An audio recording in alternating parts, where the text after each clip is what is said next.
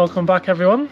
We're July now and we've got some breaking news.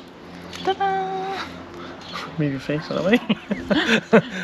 Yes, we're celebrating. I think it was last week our 482 visa has just been granted. So that means we can officially go to Australia.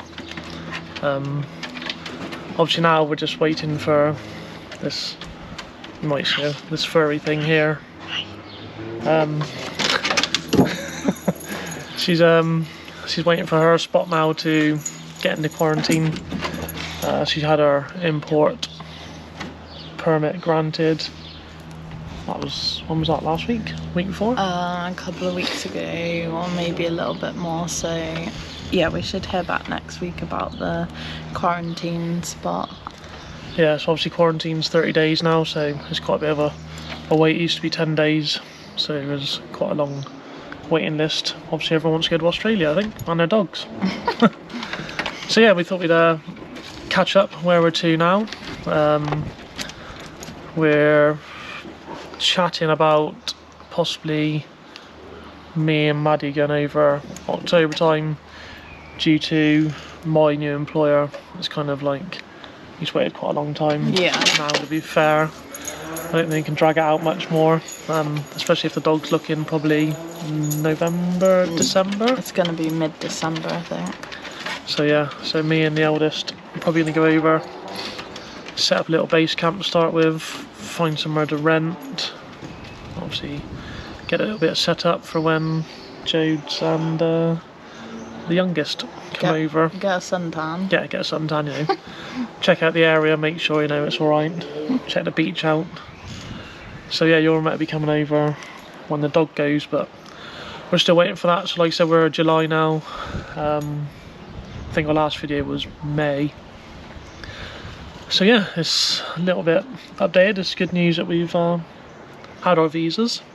That was a bit of a worry. So now it's kind of still, I don't know, does it still feel kind of real that it's happening, or is it? Maybe not still. I think, like, obviously next week when we get that date, then we'll definitely know what date all four of us and the dog will be there. And I think that's when we'll be able to start thinking about booking flights and storage containers and stuff like that. Yeah, shifting stuff over. It's just, there's a lot of stuff to get rid of. You think about, you've got to uproot your whole life here, go through everything you've got, saying do you want it, do you not want it, do you really want to ship it over. Yeah, so it's quite a lot to go through.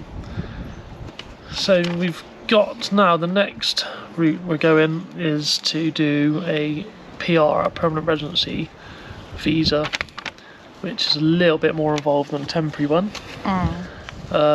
This one I have to do first is a paper application, so I think that entails proving I've got qualifications to do my trade, and then it's a technical interview. Like a skills assessment, isn't it? Yeah, or yeah, a technical interview, which will then determine if I need to do a practical assessment as well. But you know, I've been doing my job for 20 plus years since I left school, so I'm hoping I know what I'm doing. So yeah, that's kind of where we're at the moment. That'll last 5 years, and then you just keep renewing it until you apply for your citizenship. Yeah, I don't know what we're going to do, citizenship, do we? Are we going to go for that? Or? Yep. So yeah, I think it's $400 each for the renewal. Yeah, I don't know how much the application is to apply for citizenship, but I think, don't you then get like an Australian passport and a British passport, I think. So that's another option, but yeah, we've got to secure this permanent residency is the next one. So that'd be exciting.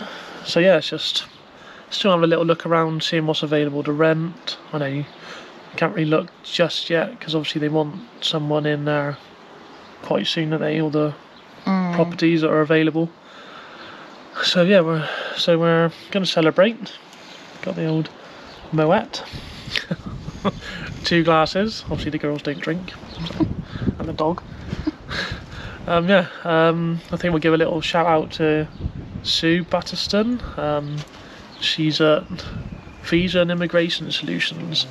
Australia. Yeah, Australia. So she was introduced to us via my new employer. He uses her for, I guess, a lot of visa work and whatever. And she's been on it, I think, hasn't she? She's pretty... Yeah, she's really quick and she knows exactly what she's doing, and yeah, it's so exciting when you wake up on the mornings and you got an email back from her. Yeah, due to obviously the time differences, it's like, I think her emails come through at like midnight, half midnight, 2 o'clock in the morning.